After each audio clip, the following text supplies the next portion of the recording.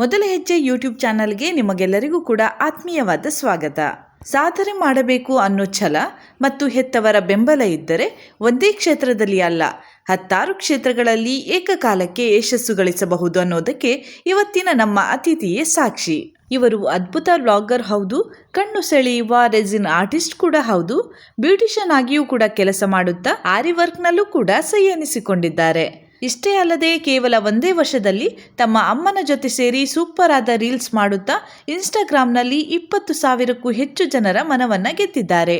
ತಮ್ಮ ತಾಯಿ ತಂದೆಯನ್ನೇ ತಮ್ಮ ಯಶಸ್ಸಿನ ಶಕ್ತಿ ಎಂದು ನಂಬಿರುವ ಬಹುಮುಖ ಪ್ರತಿಭೆ ಸುಷ್ಮಿತಾ ಕುಂಬಾಶಿ ಅವರು ಇವತ್ತು ನಮ್ಮ ಜೊತೆಗಿದ್ದಾರೆ. ಅವರ ಈ ಸಾಧನೆಯ ಕಥೆಯನ್ನು ಅವರಿಂದಲೇ ಕೇಳೋಣ ಬನ್ನಿ. ನಮಸ್ಕಾರ ಮರೆ, ಎಲ್ಲರೂ ಹೇಗಿದ್ದೀರಾ? ನಾನು ಗೊತ್ತಾಯ್ತಲ್ಲ, ನಾನು ಸುಷ್ಮಿತಾ ಕುಂಬಾಶಿ. ನಮಸ್ತೆ. ನಮಸ್ತೆ ಮ್ಯಾಮ್.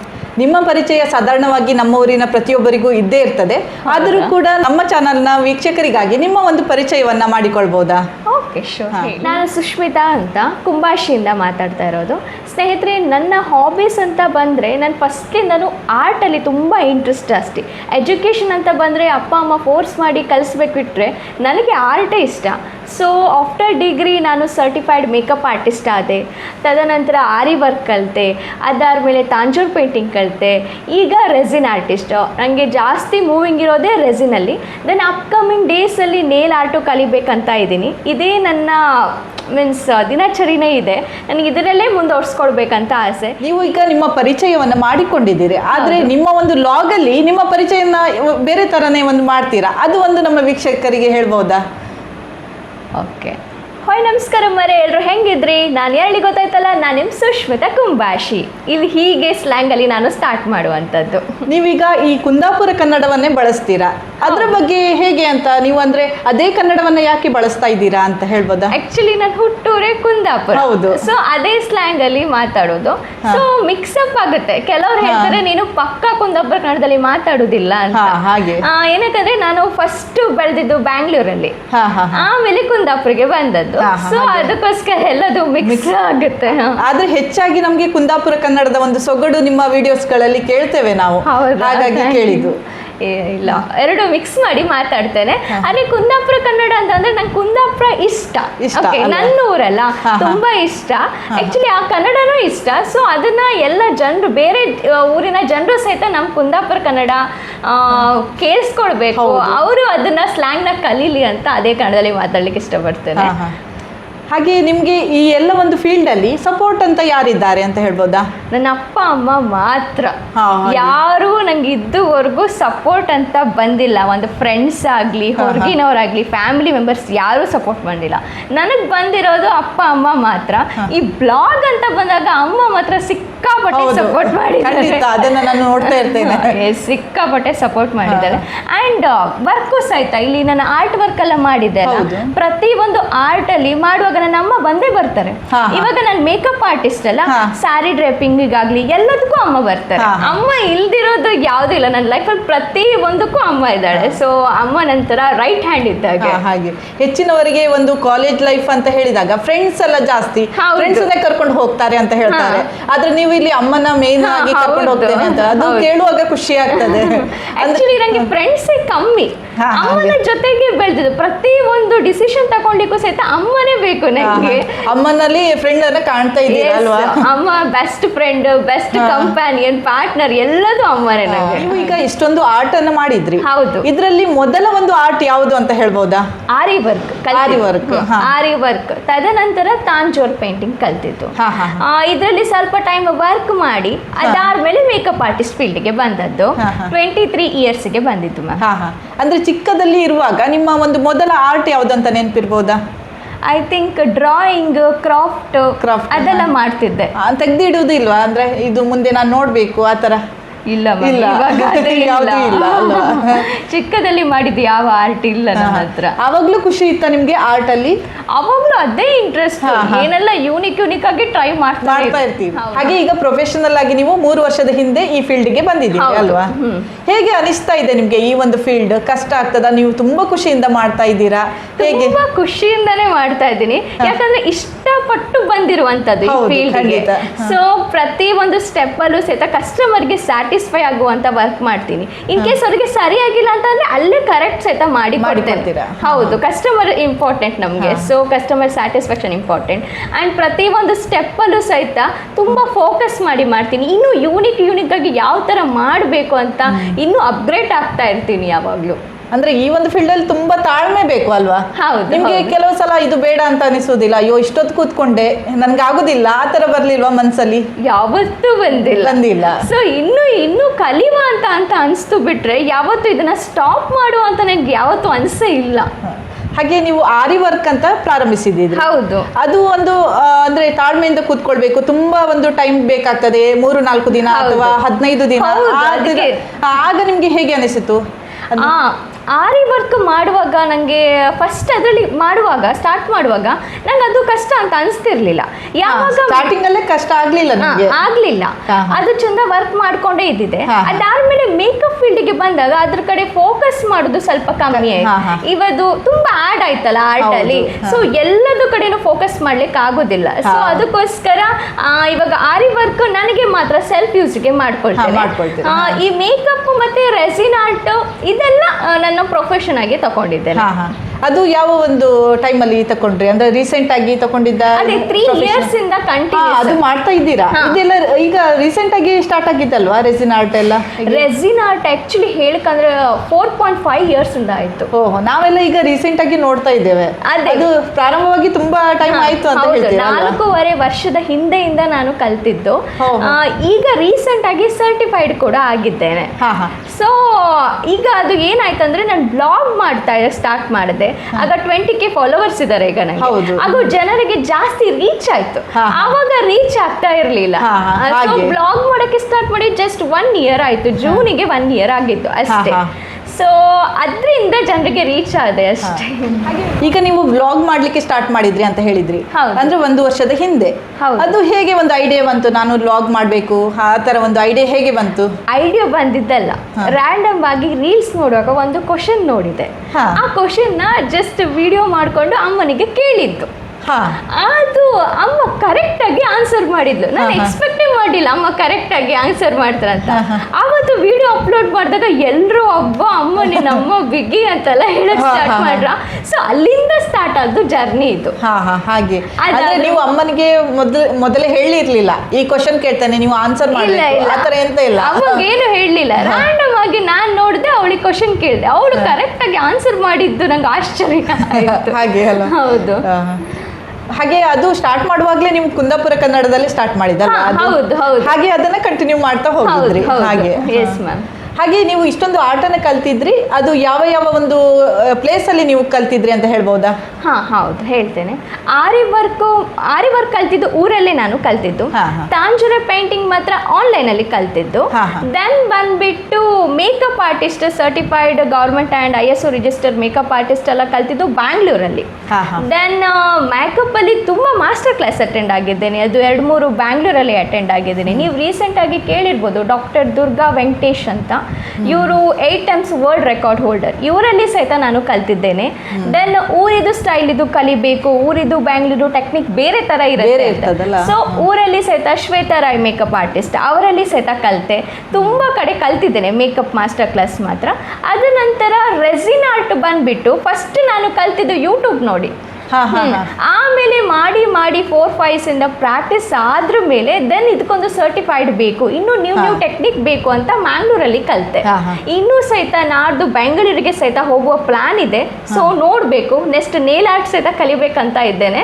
ಅದು ಸಹಿತ ಬ್ಯಾಂಗ್ಳೂರಲ್ಲೇ ಕಲಿಬೇಕು, ಪ್ರೋ ಕಲಿಬೇಕು ಅದರಲ್ಲಿ ಅಂತ ನೆಕ್ಸ್ಟ್. ಹೀಗೆ ನೀವು ಇಷ್ಟೊಂದು ಆರ್ಟ್ ಅನ್ನು ಕಲಿಯುವಾಗ ನಿಮ್ಗೆ ಅದು ಒಂದು ರೆಸ್ಪಾನ್ಸ್ ಹೇಗೆ ಇರ್ತದೆ? ಅಂದ್ರೆ ಕಸ್ಟಮರ್ ಸಿಗ್ತಾರಾ ಆ ತರ ಹೇಗೆ ಅಂತ ಹೇಳೋದು? ಫಸ್ಟ್ ಸ್ಟಾರ್ಟಿಂಗ್ ಬ್ಲಾಗ್ ಮಾಡೋಕ್ಕಿಂತ ಮುಂಚೆ ನಂಗೆ ಕಸ್ಟಮರ್ ತುಂಬಾ ಕಮ್ಮಿ ಇದ್ದಿತ್ತು. ಜನರಿಗೆ ರೀಚ್ ಆಗ್ತಾ ಇರ್ಲಿಲ್ಲ ಅಲ್ವಾ? ಜನರಿಗೆ ಅಷ್ಟು ರೀಚ್, ನನಗೆ ಗೊತ್ತಿದ್ದವರು ಎಲ್ಲ ಕೊಡ್ತಾ ಇದ್ದಿದ್ರು ಅಷ್ಟೇ. ವಾಟ್ಸಪ್ ಸ್ಟೇಟಸ್ ಅಲ್ಲಿ ಮಾತ್ರ ಹಾಕೋದಲ್ಲ. ಈಗ ಬ್ಲಾಗ್ ಅಂತ ಬಂದಾಗ ನಂಗೆ ಕಸ್ಟಮರ್ ಜಾಸ್ತಿ ಆಗ್ತಾ ಹೋದ್ರು, ಏನಕ್ಕಂದ್ರೆ ಫಾಲೋವರ್ಸ್ ಜಾಸ್ತಿ ಆಗ್ತಾ ಹೋದ್ರು. ಸೊ ಇದಕ್ಕೆ ಸಹಿತ ಅಮ್ಮನೇ ಕಾರಣ. ಬ್ಲಾಗ್ ಎಷ್ಟು ರೀಚಸ್, ಪ್ರತಿ ಸಲನೂ ಅಷ್ಟೇ ಬ್ಲಾಗ್ ಅಮ್ಮನ ಜೊತೆಗೆ ಮಾಡಿದ್ರೆ ಮಾತ್ರ ನಂಗೆ ಒಳ್ಳೆ ವ್ಯೂಸ್ ಬರೋದು.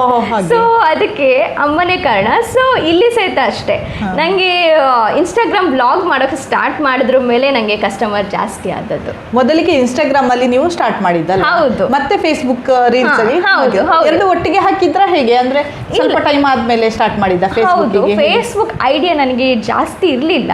ಈಗ ಬ್ಲಾಗರ್ಸ್ ಇದಾರಲ್ಲ ಅವರೆಲ್ಲ ಹೇಳಿದ್ರು, ಮೀನ್ಸ್ ನಾವು ಅದಕ್ಕೆ ಲಿಂಕ್ ಕೊಟ್ರೆ ಫೇಸ್ಬುಕ್ಗೆ ಕನೆಕ್ಟ್ ಆಗುತ್ತೆ ಅಂತ. ಇವಾಗ ಇನ್ಸ್ಟಾದಲ್ಲಿ ಅಪ್ಲೋಡ್ ಮಾಡಿಸಿದ್ರೆ ಫೇಸ್ಬುಕ್ಗೆ ಸಹಿತ ಹಾಗೆ ಎರಡರಲ್ಲಿ ಒಟ್ಟಿಗೆ. ಅಂದ್ರೆ ಸ್ಟಾರ್ಟ್ ಮಾಡುವಾಗ ನೀವು ಇನ್ಸ್ಟಾಗ್ರಾಮ್ ಮಾತ್ರ ಫೋಕಸ್ ಮಾಡಿದ್ರಿ ಹಾಗೆ. ಅದು ಈಗ ಪ್ರಾರಂಭದಲ್ಲಿ ನಿಮ್ಗೆ ಹೇಗೆ ಅನಿಸ್ತು? ಅಂದ್ರೆ ಅದರಲ್ಲಿ ಕಷ್ಟ ಅಂತ ಎಂತಾದ್ರೂ ಇತ್ತಾ ಅಂತ, ಏನಾದ್ರೂ ಪ್ರೊಸೀಜರ್ ಇತ್ತಾ? ಕಷ್ಟ ಅಂತ ಅನ್ಸಿಲ್ಲ ನನಗೆ. ಅಪ್ಲೋಡ್ ಮಾಡ್ಲಿಕ್ಕೆಲ್ಲ ಗೊತ್ತಾಗ್ತಾ ಇತ್ತಾ? ಎಲ್ಲ ಗೊತ್ತಾಗ್ತಾ ಇತ್ತು. ಅಂದ್ರೆ ಇನ್ಸ್ಟಾ ಓಪನ್ ಮಾಡಿ ತುಂಬಾ ವರ್ಷದ ಮೇಲೆ ಇದು ಸ್ಟಾರ್ಟ್ ಆಗಿದ್ದಲ್ವಾ. ಸೊ ನಾನು ಡಿಗ್ರಿ ಫಸ್ಟ್ ಇಯರ್ ಅಲ್ಲೇ ಇನ್ಸ್ಟಾಗ್ರಾಮ್ ಇದ್ದಿತ್ತು. ಸೊ ಒಂದ್ 3-4 ವರ್ಷದ ನಂತರ ನಾನು ಬ್ಲಾಗ್ ಮಾಡಿ ಸ್ಟಾರ್ಟ್. ಸೊ ಅದ್ರ ಬಗ್ಗೆ ಎಲ್ಲ ನಾಲೆಜ್ ಇತ್ತು ಅಲ್ವಾ? ಹೌದು. ಈಗ ಸ್ಟಾರ್ಟಿಂಗ್ ಅಲ್ಲಿ ನೀವು ಒಂದು ರೀಲ್ ಅನ್ನ ಅಪ್ಲೋಡ್ ಮಾಡಿದ್ರಿ, ಆಗ ನೋಡೋರು ಏನಾದ್ರು ಅನ್ಕೊಳ್ತಾರಾ? ಆತರ ಏನಾದ್ರು ಮೈಂಡಿಗೆ ಬಂತ? ಡಿಲೀಟ್ ಮಾಡ್ಬೇಕಾ ಈಗ ಆತರ ಏನಾದ್ರು? ನನಗೆ ಆತರ ಬಂದಿಲ್ಲ. ಅಮ್ಮನಿಗೆ ಬರ್ಬೋದೇನೋ, ಅಮ್ಮ ಬಿಡ್ತಾಳೇನೋ ಅನ್ನೋ ಭಯ ಇದ್ದಿತ್ತು. ಬಟ್ ನನ್ನ ಅಮ್ಮನೂ ಅದಕ್ಕೆ ಸ್ಟ್ರಾಂಗ್ ಆಗಿ ನಿಂತು ನನ್ನ ಸಪೋರ್ಟ್ ಮಾಡಿದ್ಲು. ಸ್ಟಿಲ್ ಈಗ್ಲೂ ಏನಾರು ಹೇಳ್ತಾರಂದ್ರು ನನ್ನ ಅಮ್ಮ ನನ್ನ ಬಿಟ್ಕೊಟ್ಟಿಲ್ಲ. ಸ್ಟಿಲ್ ನನ್ನ ಜೊತೆಗಿದ್ದಾಳೆ. ಮತ್ತೆ ಈಗ ನೀವು ಯಾವುದೇ ಒಂದು ಸೋಷಿಯಲ್ ಮೀಡಿಯಾ ಅಂತ ಹೇಳುವಾಗ ಗುಡ್ ಕಮೆಂಟ್ಸ್ಗಳು ತುಂಬಾ ಬಂದಿರ್ತದೆ, ಹಾಗೆ ಬ್ಯಾಡ್ ಕಮೆಂಟ್ಗಳು ಕೂಡ ಬರ್ತದೆ. ಅದ್ರ ಬಗ್ಗೆ ನೀವು ಏನ್ ಹೇಳ್ತೀರಾ? ನಾನು ಅದನ್ನ ತಲೆಗೆ ತಗೊಳ್ಳೋದಿಲ್ಲ. ಓದ್ತೀರಾ ಅದು? ಆಕ್ಚುಲಿ ಕಮೆಂಟ್ಸ್ ಓದುದು ಅಮ್ಮ ಮತ್ತೆ ಅಕ್ಕ. ನಾನು ನೆಗೆಟಿವ್ ಕಮೆಂಟ್ಸ್ ನನಗೆ ಅದು ನೋಡ್ಲಿಕ್ಕೆ ಹೋಗೋದಿಲ್ಲ. ಸೊ ಗುಡ್ ಕಮೆಂಟ್ ಇದೆ ಅಂತ ಹೇಳಿ ಅಕ್ಕ ಫೋನ್ ಮಾಡಿ ಹೇಳ್ತಾಳೆ ನನಗೆ, ಅಥವಾ ಅಕ್ಕ ಇಲ್ಲೇ ಇರ್ತಾಳೆ ಕೆಲವು ಸಲ, ಅವಳು ಹೇಳ್ತಾಳೆ. ಸೊ ಅಮ್ಮ ಓದ್ತಾಳೆ. ಸೊ ನಾನು ಕಮೆಂಟ್ಸ್ ಓದೋದು ಕಮ್ಮಿ. ಈಗ ಕಮೆಂಟ್ಸ್ ಮಾತ್ರ ಅಮ್ಮ ಮತ್ತೆ ಅಕ್ಕನೇ ಓದೋದು ಜಾಸ್ತಿ. ಅದ್ರ ಬಗ್ಗೆ ತಲೆ ಕೆಡ್ಸ್ಕೊಳ್ಳೋದೇ ಇಲ್ಲ. ಅದ್ ನೋಡಿದ್ರೆ ಮತ್ತೆ ಮುಂದಿನ ವಿಡಿಯೋ ಮಾಡುವಾಗ ಸ್ವಲ್ಪ ನರ್ವಸ್ ಆಗ್ಬಹುದು ಅಲ್ವಾ? ಬ್ಯಾಡ್ ಕಮೆಂಟ್ ಎಲ್ಲ ನೋಡಿದ್ರೆ ಹೇಗೆ ಅನಿಸ್ತದೆ? ತುಂಬಾ ಬ್ಯಾಡ್ ಕಮೆಂಟ್ ಬಂದಿದೆ, ಬ್ಯಾಡ್ ಕಮೆಂಟು ಬಂದಿದೆ, ಟ್ರೋಲು ಆಗಿದೆ. ಇದೆಲ್ಲದೂ ಆಗಿದೆ ನನಗೆ. ಸೊ ನಾನು ಯಾವ್ದನ್ನು ಅದನ್ನ ತಕೊಂಡಿಲ್ಲ ಮನ್ಸಿಗೆ. ಸೊ ಅದನ್ನ ಸ್ಪೋರ್ಟಿವ್ ಆಗಿ ನಿಂತು ಇಲ್ಲ ಮುಂದೆ ಮಾಡ್ಲೇಬೇಕು ಅಂತ ಇನ್ನೂ ಅದ್ರಲ್ಲಿ ಕಂಟಿನ್ಯೂ ಮಾಡ್ತಾ ಇದ್ದೀರಾ. ಹಾಗೆ ಸಕ್ಸಸ್ ಅನ್ನು ಕೂಡ ಕಂಡಿದ್ದೀರಾ ಅಲ್ವಾ? ಹೌದು. ಅದೇ ಹಾಗೆ ನಿಮ್ಗೆ ಗುಡ್ ಕಮೆಂಟ್ ಅಂತ ಬಂದಿರ್ತದೆ, ಅದ್ರಲ್ಲಿ ಯಾವ್ದು ಒಂದು ಇಷ್ಟ ಅಂತ ಆಗಿದ್ದು, ಖುಷಿ ಆಗಿದ್ದು ಅಂತ ಹೇಳ್ಬೋದಾ? ಖುಷಿ ಅಂತ ಅಂದ್ರೆ ಇವಾಗ ಎಲ್ರು ನನ್ನ ನೋಡುವಾಗ್ಲೇ ಅಮ್ಮ ಅಂತ ಒಂದು ವರ್ಡ್ ಯೂಸ್ ಮಾಡ್ತಾರೆ. ಎದುರುಗಡೆ ಸಿಕ್ಕುವಾಗ್ಲೇ ಅಮ್ಮ ಅಂತ ಯೂಸ್ ಮಾಡ್ತಾರೆ. ಸೊ ಅದೇ ನನಗೆ ತುಂಬಾ ಸ್ಟಾರ್ಟ್ ಮಾಡುವಾಗ್ಲೇ ಅಮ್ಮ ಅಂತ ಸ್ಟಾರ್ಟ್ ಮಾಡ್ತೀರಲ್ವಾ? ಹಾಗೆ ಅಲ್ವಾ? ಈಗ ನೀವು ರೀಲ್ ಮಾಡ್ತೀರಲ್ವಾ? ಪ್ರತಿದಿನ ಹಾಕ್ತೀರಾ ರೀಲ್ಸ್ ಎಲ್ಲ? ಹೌದು, ದಿನಕ್ಕೆ ಒಂದಾರು ರೀಲ್ಸ್ ಹಾಕ್ತೇನೆ. ಈಗ ಪ್ರತಿದಿನ ಹಾಕುವಾಗ ನಿಮ್ಗೆ ಕಂಟೆಂಟ್ ಬೇಕಾಗ್ತದೆ. ಇವತ್ತು ಇದು ಹಾಕ್ತೇನೆ, ನಾಳೆದು ಕೂಡ ರೆಡಿ ಮಾಡಿ ಇಟ್ಕೊಳ್ಬೇಕು. ಅದೆಲ್ಲ ಹೇಗೆ ನೀವು ರೆಡಿ ಮಾಡ್ತೀರಾ? ಇದಕ್ಕೆ ಮೋಸ್ಟ್ ಜಾಸ್ತಿ ನನ್ನ ಅಮ್ಮನೇ ಕಂಟೆಂಟ್ ರೆಡಿ ಮಾಡೋದು. ಅವಳೇ ಈ ತರ ಮಾಡೋಣ, ಹೀಗೆ ಅವಳೇ ತಂದು ತೋರ್ಸಲ್ಲ, ನಾವು ಈ ತರ ಮಾಡುವ, ಇದು ಒಳ್ಳೆ ಹಿಟ್ ಆಗುತ್ತೆ, ಹೀಗೆ ಅಂತ ಪ್ಲಾನಿಂಗ್ ಮೋಸ್ಟ್ ಆಫ್ ದಿ ಇನ್ಸ್ಟಾಗ್ರಾಮ್ದೆಲ್ಲ ಮಮ್ಮಿದೇ ಪ್ಲಾನ್ ಆಗಿದೆ. ಆಗ ನಿಮ್ಗೆ ತುಂಬಾ ಖುಷಿ ಆಗ್ತದೆ ಅಲ್ವಾ? ಒಂದು ಸಪೋರ್ಟಿವ್. ಅಮ್ಮ, ನಾನು ಹೇಳಿದ್ದಲ್ಲ ಅಮ್ಮ ನನ್ನ ರೈಟ್ ಹ್ಯಾಂಡ್ ಅಂತ. ಸೊ ಅದಕ್ಕೋಸ್ಕರ ಅಮ್ಮ ಪ್ರತಿ ಒಂದು ಇಷ್ಟು ಫಾಲೋವರ್ಸ್ ಆಗ್ಲಿಕ್ಕೆ ಕಾರಣನೇ ಅಮ್ಮ. ನಾನು ಅದು ಯಾವಾಗ್ಲೂ ಹೇಳ್ತೇನೆ.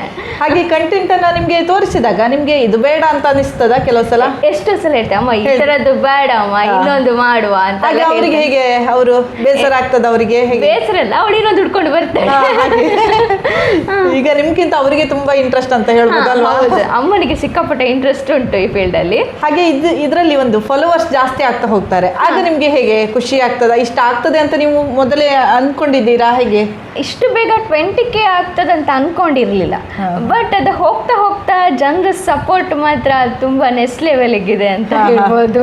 ಈಗ ತುಂಬಾ ಜನ ಗುರುತಿಸ್ತಾ ಇರ್ತಾರೆ ನಿಮ್ಮನ್ನ.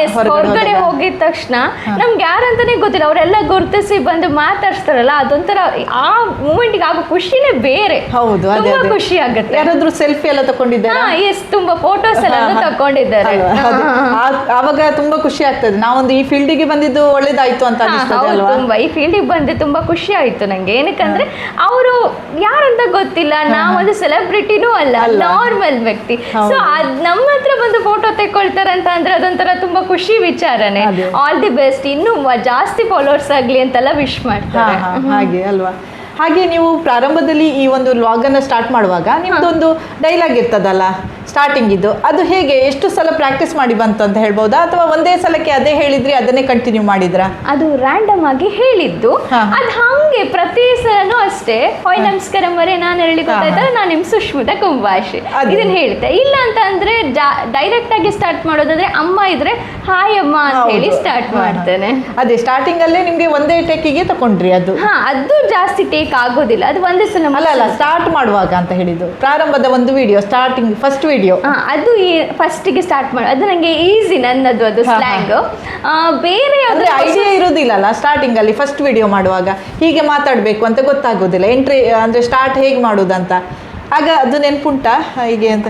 ಅದು ಆಕ್ಚುಲಿ ನಾನು ಹೇಳಿದೆ ಅಮ್ಮ ನಾನು ಈ ತರ ಹೇಳ್ತೇನೆ ಅಂತ, ಅದು ಅಮ್ಮ ಚಂದ ಇದೆ ಅಂತ ಹೇಳಿದ್ರು. ಸೊ ಡೈರೆಕ್ಟ್ ವಿಡಿಯೋದಲ್ಲಿ ಫಸ್ಟಿಗೆ ಅದು ಫಸ್ಟ್ ಮುಗಿಸಿಬಿಟ್ಟೆ.